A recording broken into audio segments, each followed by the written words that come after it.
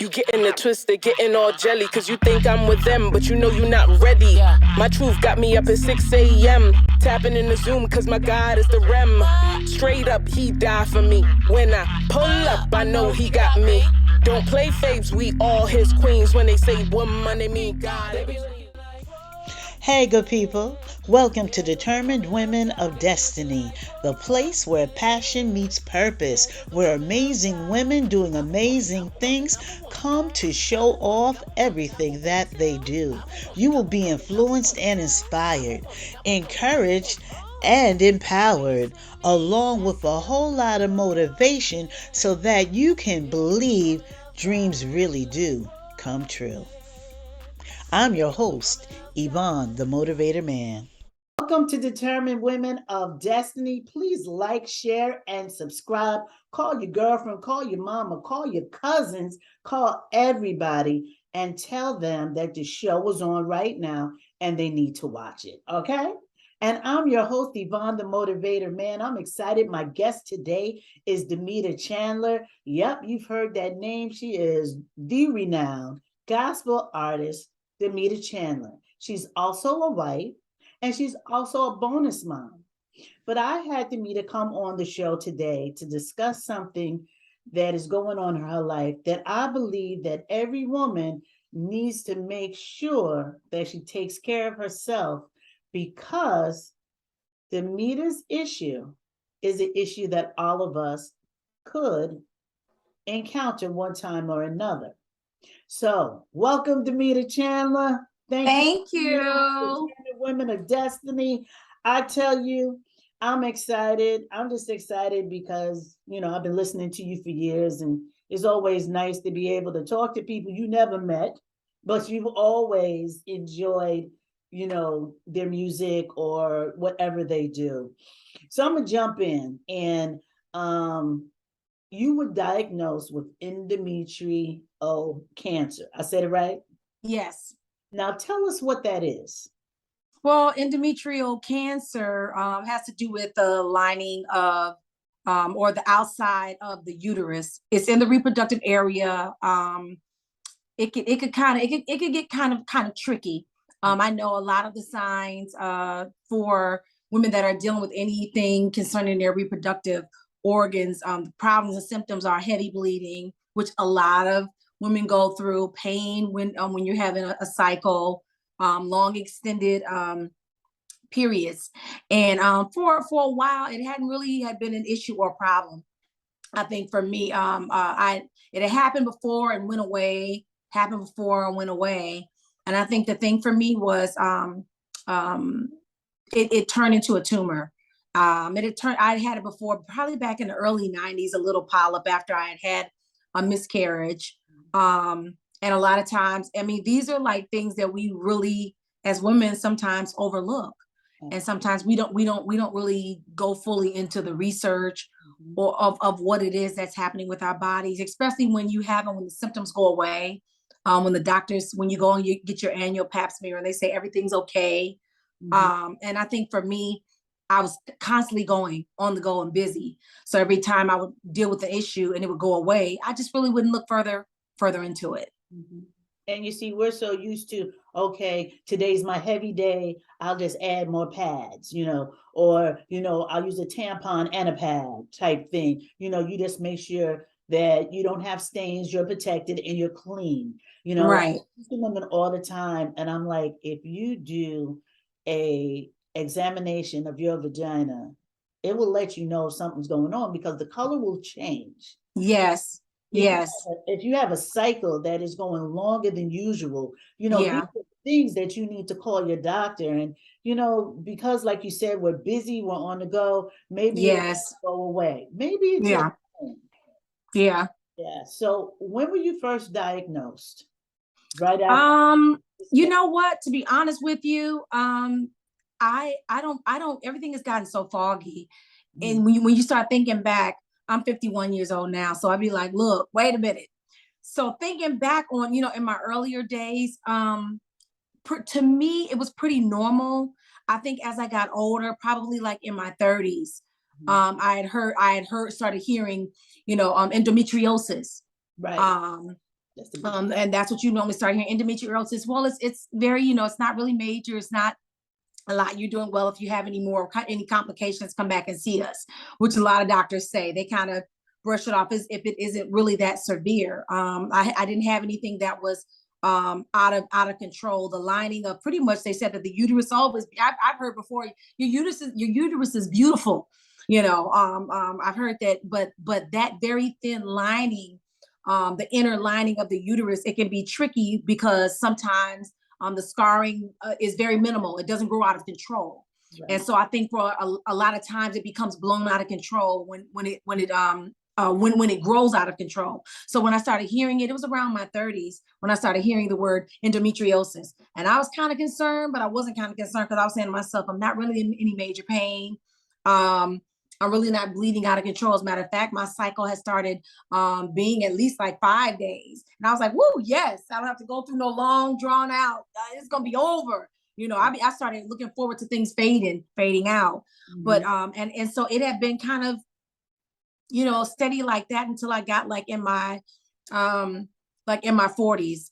When Ruben and I had gotten together, my cycle was still pretty much, I could kind of know when it was coming or whatnot. And I think for us, when things started getting tricky, I believe that we had probably been pregnant and I didn't know it. I had always had complications when it comes to pregnancies. I had been pregnant, but never had went full term, always miscarriages. And for me, it was an issue, but then it wasn't an issue. I'd always wanted family and wanted biological children, but my career had me going all over. And for me, it was like, I got to work. I have to work.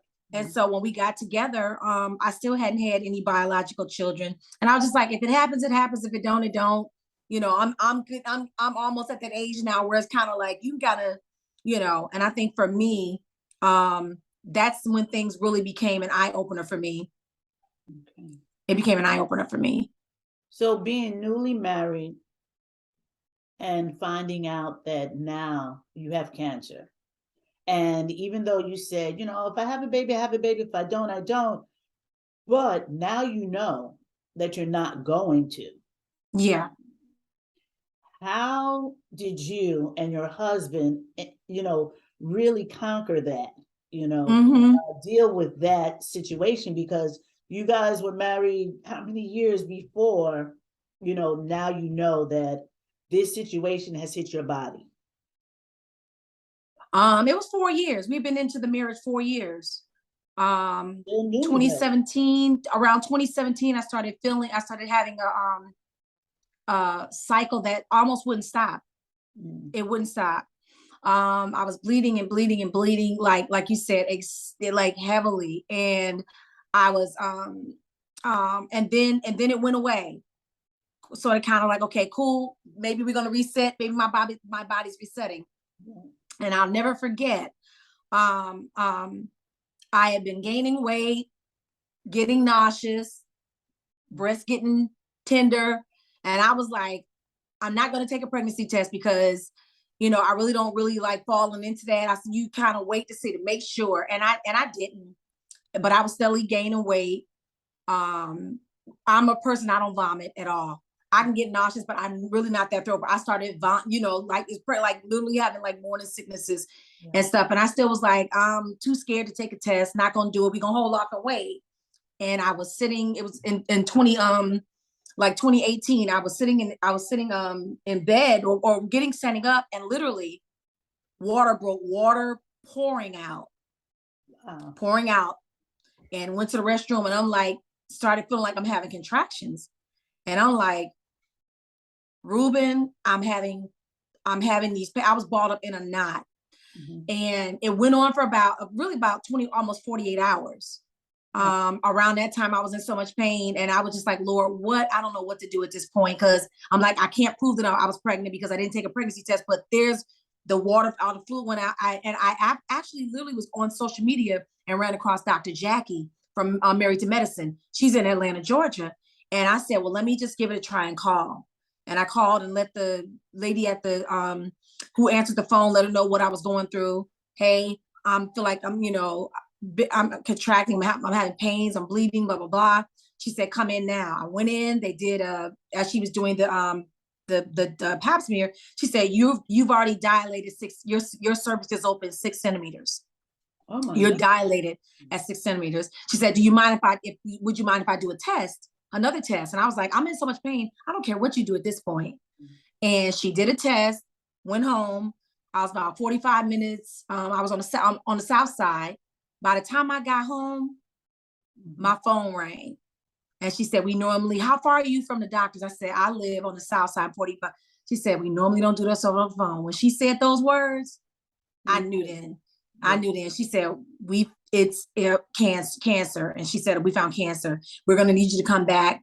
We're going to recommend you to an oncologist, blah, blah, blah, blah, blah, blah. Everything just started going fast. And I was just trying to figure out, how am I going to tell my husband this?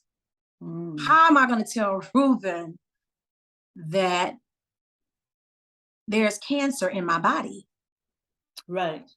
It's not even, they have to take the uterus.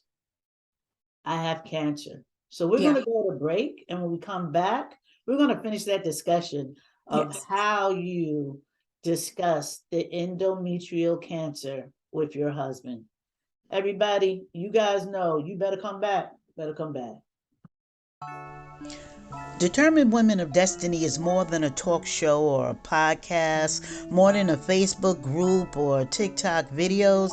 It's a tribe that vibes. It's a networking hub for women to funnel ideas and endeavors, to connect, helping each other be our best version of ourselves, independently and collectively. If you'd like to join this group of great women or would like to be a guest on the show, please send your information to determinedwomendestiny@gmail.com. Welcome back, everybody. You have tuned into Determined Women of Destiny. I am your host, Yvonne, the Motivator Man. My guest is Damita Chandler. We've been talking about endometrial cancer. And if you're just tuning in, thank you so much. I love you for the support, but shame on you, because all the good stuff starts in the beginning. I tell you that every show. Why do you log in after 3 o'clock, people? Anyway, make sure you like, share, subscribe, and next week be on time. Please be on time. Now, before we went to break, Damita and I was discussing, after she went to the doctor and she was diagnosed with cancer, and it was an emergency situation, she's now saying, I had to tell my husband. So continue with how that process went. Well, he wasn't home when I got home, and so I was just trying to figure out the words to say, how to break it to him. Do I just come out and say, hey, yo, I got, I've been diagnosed or whatever? He came home and I just said, I smiled and was chipper. I said, okay, everything's okay. I said, but and he, I said, let's sit down and talk about it. And I said, I just went out and just said, they found cancer. I went through the whole thing about, being dilated and losing, the possibility of us having a child. I said, but they found cancer, and he didn't take it well. He didn't take it well at all. And it was acceptable. And I gave him his space and his time for him to process that. But I stayed strong the entire time. I think when I first heard it, when you first hear cancer, you automatically think death sentence. And for me, I just felt afterwards, when I felt the fear, trying to embrace my mind and embrace my heart, then I felt strength come in. And I was like, okay, you got to get ready for a war. You got to get ready for a fight. And that's going to take, your focus. It's going to take for you to be focused, for you to be zoned out, for you to not think about anything horrible or anything negative, but a fight. And that's exactly what we did. And so after that, we went through, the CAT scans, the PET scans, for them to really now to actually find out. They found it in the blood, but they had to find out where it was coming from. And what it was a actual tumor polyp that was inside of my uterus. And so they did the testing, because you have to make sure that is it inside the tumor, or is it cancer actually in my uterus. And so after testing, it was not in my uterus, but it was actually, the cancer was actually inside of this tumor, which had to be removed. Now, of course, with that, a lot of women, Black, especially in African American women, we can tolerate a lot of pain. There are some who can't, but there are a lot of us who can. And I was one of those people that could tolerate a lot of pain. So, so the tumor actually, it actually had, they had to actually take take it out to make sure that it did not spread inside of my body. I had to have that choice. A lot of times we go through pain and we feel like when you're feeling pain inside, we have to make sure to go get checked up annually to make sure that the pain that you're suffering with, that there's no tumors, to make sure that there's no endometriosis, to make sure. And I'm just an advocate that I believe that a lot of what we eat, a lot of what we put inside of our body can either correct a thing or either make a thing worse. So I say to women, if you are out there and you're wanting to have children and you're finding out that you're having complications, to actually do research and dig into it. And because I know a lot of people, we be women of faith and we believe that God is going to give us a miracle, this, that, the other. But I think that faith without works is dead. Do your homework. Find out what it is that you're dealing with. Be accurate and precise. Ask questions. Ask your doctor questions. If that doctor is getting frustrated and irritated with you, you probably need to find another one. You need a doctor that's going to take time to give you the right information that you need to make you feel comfortable, and then to give you, and then do research on your own to find out the things that you can do that could actually help in the process of healing your body. Exactly. And I wanted to go into, and you started to talk about it as a woman of faith, and you said, I'm in a fight. Your faith had to be at 158%. Like 100 wasn't going to be good enough to get through this. You had to take what you had and pump it up more, because like you said, you hear cancer and the first thing you hear is, I'm checking out of here. Yeah. But there are so many things that can give you, a more prosperous life during and after cancer. And we see that with you, like you haven't stopped, I couldn't.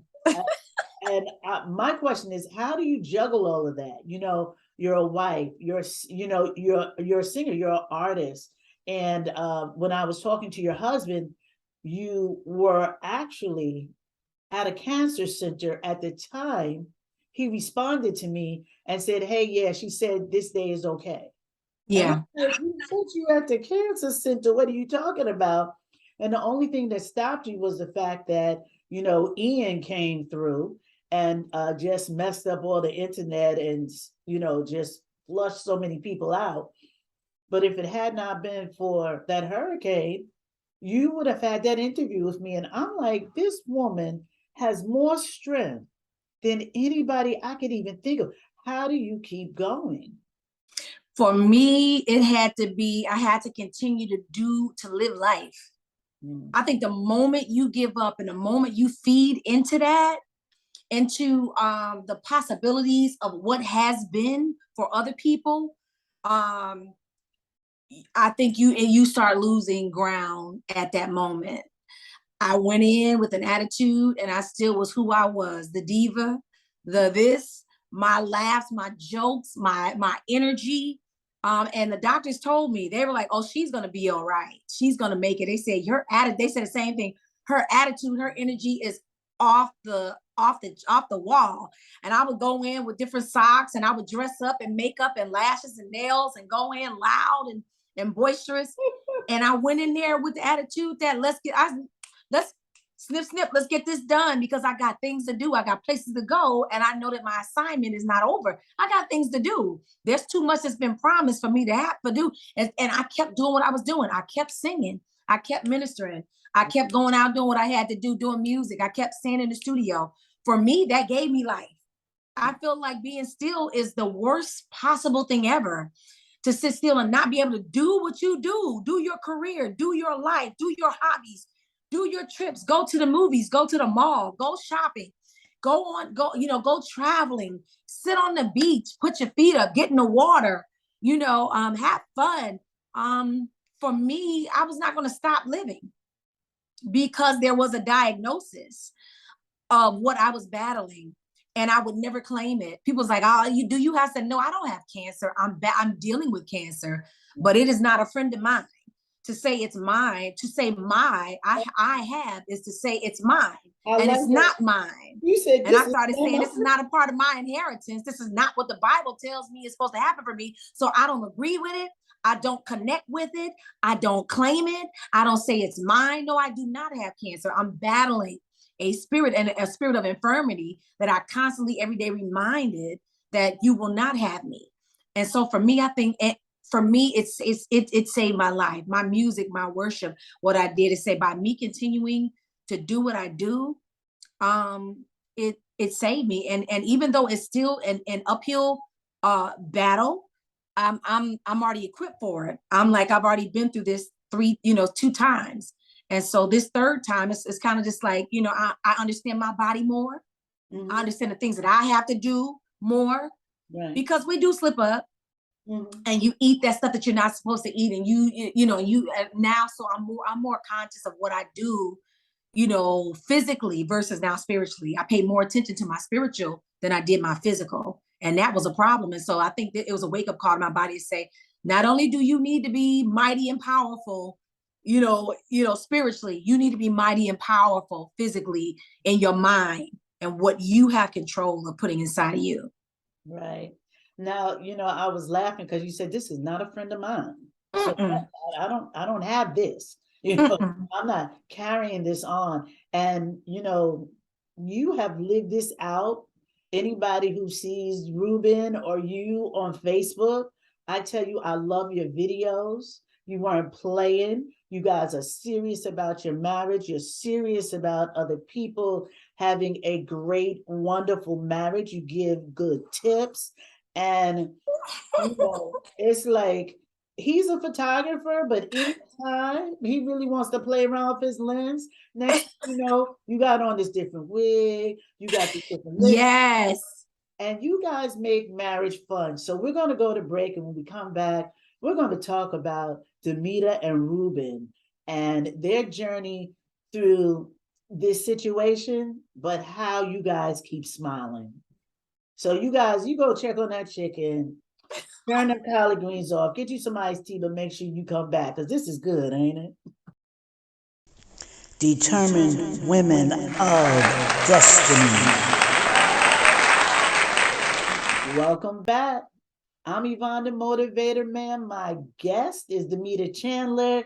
You are checking out Determined Women of Destiny. Please like, share, and subscribe. Before we went to break, Damita I was talking about how I love the videos her and her husband Ruben do. Like, they are hysterical. Like, one day, Ruben is looking in the camera, looking sorrowful, talking about, I want my wife. So, you have been traveling, and he is sitting up there so sick because he was missing you. There's times when he'll just focusing on you, and the look on your face is, if you do not remove that camera out of my face. And you guys have made us laugh to the point of crying. You've let us know that marriage is hard, but it is possible,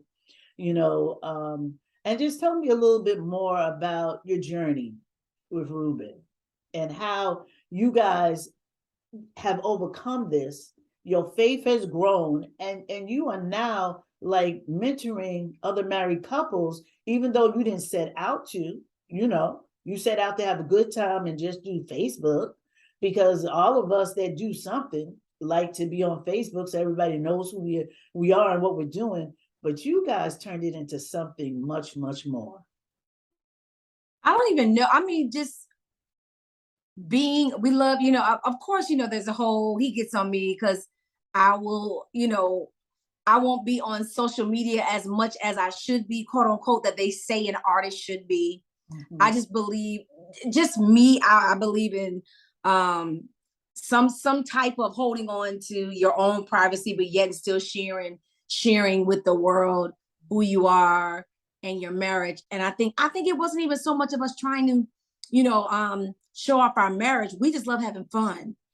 And we just get on camera and we talk about telling on each other on camera. And I think that's where it started, with us just telling on each other on this, you know, and it became just so funny. And then we started talking about just relationships and how to work through and navigate through your marriage without falling apart. The statistics and the rate of divorce is so high. Even, and it's number one in quote unquote the church, where folks supposed to have Jesus. This is the number one place where, you know, high percentages of divorce, because people just won't hang in there and won't, and just so quick to give up, and so judgmental and so unforgiving and so unmerciful in their relationship, so they don't give their spouse time to grow.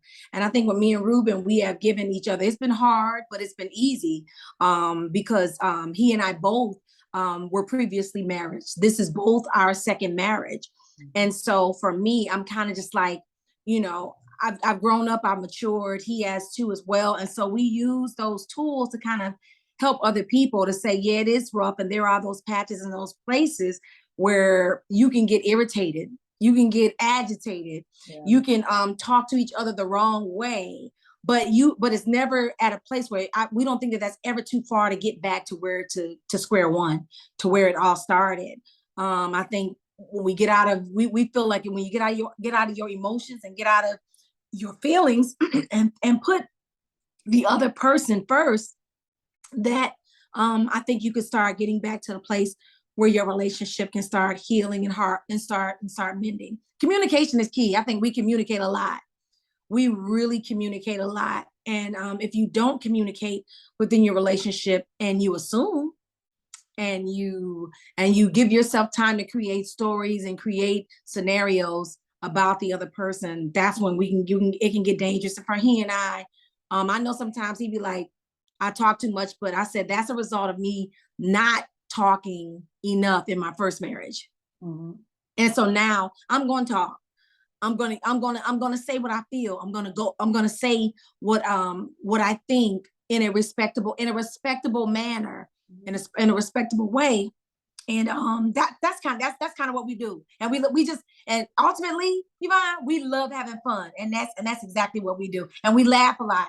So that keeps a lot of things, not laughing over, not ignoring situations, but afterwards, you know, hugging it up and continuing to move forward. Yeah, we can see it in your videos. You could tell it's not fake. It's not something conjured up. You know, this is exactly who you guys are. You know, and like I said, knowing Ruben, knowing that there are times, I know of him at times being a nut. Yes. Yes. And seeing you, I'm like, wow, this is like really, really great. Also, I remember speaking to his father one time, and he was like, talking about his photography. And I was like, that camera's like an extension of his arm, right? It's like an appendix almost. And he was like, absolutely, you know, and he has filmed some of the most famous folks in the church world. Yes. So he's not gonna be your 1999 photographer. He advertises on Facebook. Y'all, please don't embarrass me and say, oh, well, you know, can you do 100 photos for $50? Because I don't even think you can book him.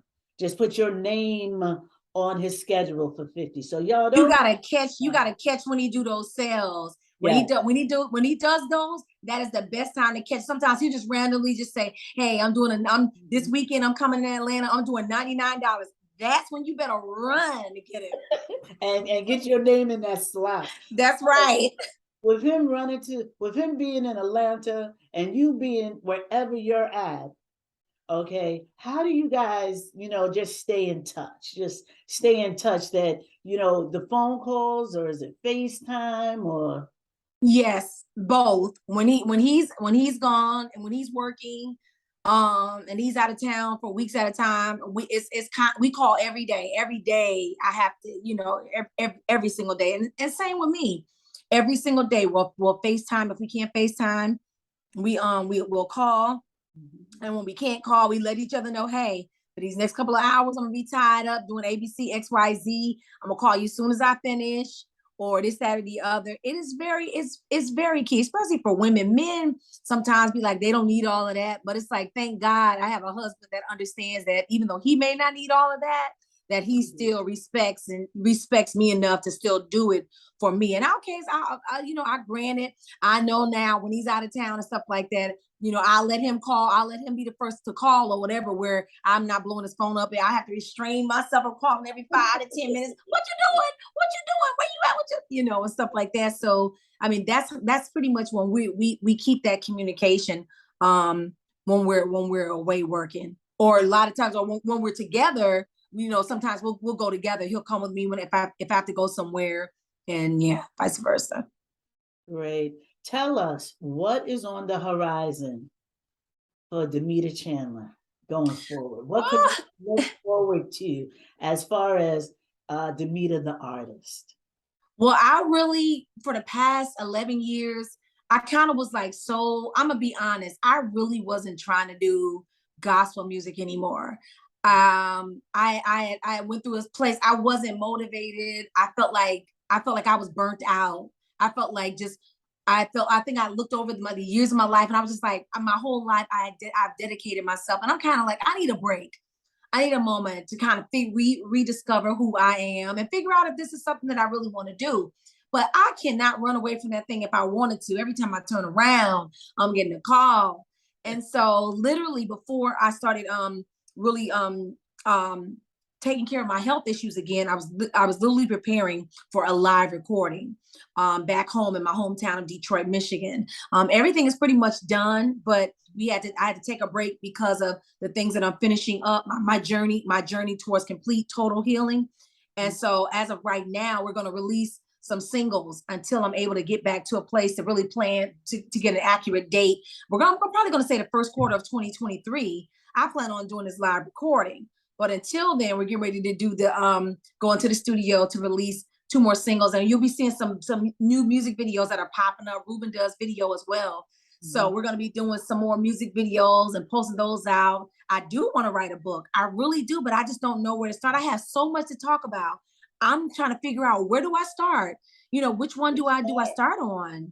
Just start. And then you can put the chapters together that you think chronologically should go. But yeah, just okay. Definitely going to do that. Going to get back into my women conferences and so forth, and really mentoring. I haven't done it in a while, but it was very effective. I had the No Looking Back Women's Conference. We're going to start those back up, and just really building some different. I'm really starting over, building some other different revenues and streams of income, building my own companies, and it's exciting. It's hard work, but we can do it. I'm excited about it. Absolutely, Damita. Thank you so much for just sitting and talking with us, giving us some no problem and insight. And we're going to keep our eye open for all of the stuff that you're doing. And as I end every show, I want everybody to keep doing what you're doing until what you're doing gets done. Peace and blessings. Peace and blessings. I know he got me. Don't play faves, we all his queens. When they say woman, they mean God. They be looking like, whoa, man, there goes a woman of God. They be looking like